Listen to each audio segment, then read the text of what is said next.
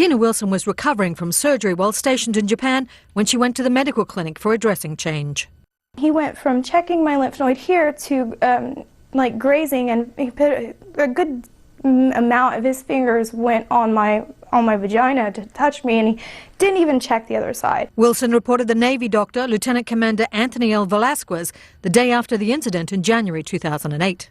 I was thinking, like, he really just touched me. What if he's done this before? Or, there's a little girl right behind me that's going to come see this guy next. After 10 months, the investigation was closed with no action. Wilson left the Navy, distraught over the handling of her case.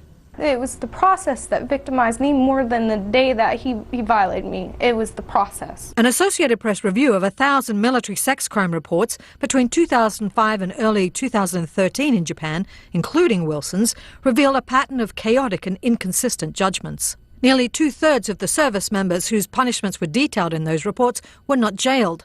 Instead, they were fined, demoted, restricted to their bases, or removed from the military.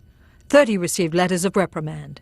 In 2 rape cases, commanders overruled recommendations and dropped the charges instead. How many more rapes do we have to endure to wait and see what reforms are needed? Senator Kirsten Gillibrand of New York has been pushing to strip commanders of their authority in serious crimes. They say today it will undermine good order discipline. Well, I've got something to tell the military. 26,000 cases of rape, sexual assault, and unwanted sexual contact a year is not good order and discipline. It's a problem. We admit it.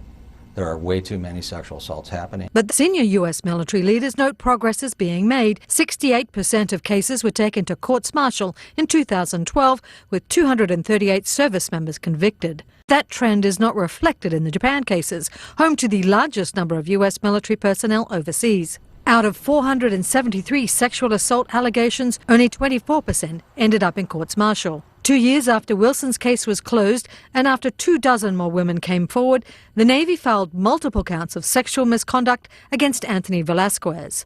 The final outcome, he was stripped of his medical license and forced out of the Navy. Time in the brig, a week. Tracy Brown, Associated Press.